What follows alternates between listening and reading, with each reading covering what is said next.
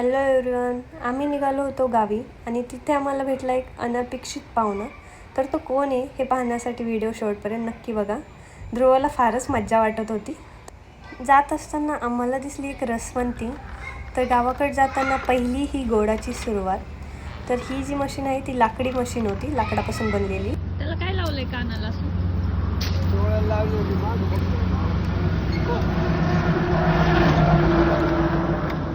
ही machine बनवून घेतली का? मशीन बनवून घेतली.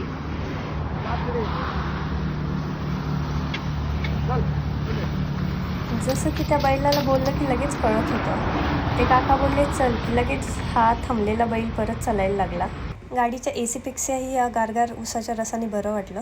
आत्या लावत होत्या मामांच्या शर्टला बटन. एखाद्या सिरियलमधला सीन वाटत होता हा, पण त्यांनी मला काही व्हिडिओ काढू दिला नाही, तरी पण मी काढला चोरून थोडासा. नंतर आम्ही आमच्या घरून माझ्या माहेरी आलो.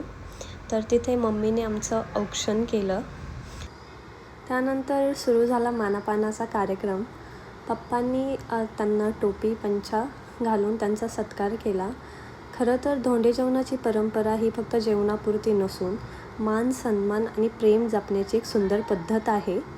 तर इथं भेटली आहे लाडक्या जावयाला सोन्याची अंगठी. आणि आज काय कॅलरी मोजायचं नाही, आज फक्त पोळ्या मोजायच्या. अधिक मासात आईची ओटी भरण्याची परंपरा खूपच खास मानली जाते. आईने आयुष्यभर दिलेलं प्रेम, माया, आशीर्वाद प्रति तिची कृतज्ञता व्यक्त करण्याचा हा एक सुंदर मार्ग आहे. म्हणूनच या महिन्यात आईची ओटी भरून तिचा सन्मान केला जातो.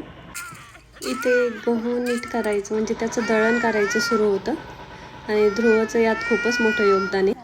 ध्रुव पण दळण करू लागत होता. आता ध्रुव पण 1 वर्षाचा झाला आहे, तर त्याचं जावळ काढायचं होतं. तर मामाच्या हाताने त्याची इथे एक वट कापून घेतली.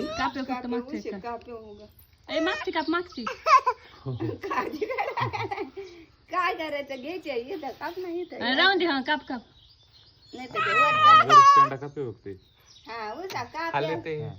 वर बघ ना ध्रुव मुतत आहे का काय?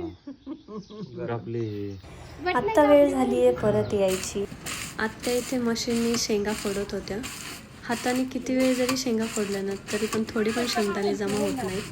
पण मशीनचं तसं नाही. अगदी 5 मिनिटात शेंगा आणि शेंगदाणे वेगळे होतात. फुटलेले शेंगा दीदी सुपाच्या मदतीने त्या पाखडत होती, ज्यामुळे टरखाले साईडला लवकर होत होते आणि चांगले शेंगदाणे मिळत होते. शेंगा फोडत असतानाच इथं सुरू होत्या गप्पा. बायकांच्या गप्पाला खरं तर वेळेची मर्यादा नसते आणि एक विषय सुरू झाला की तो कुठे जाऊन संपतो त्यांनाही कळत नाही. तर हा आहे आमचा अनपेक्षित पाहुणा मंकी महाराज. त्यांना मी भाकर आणि शेंगा म्हणल्या, त्यातल्या त्यांनी फक्त शेंगाच खाल्ल्या.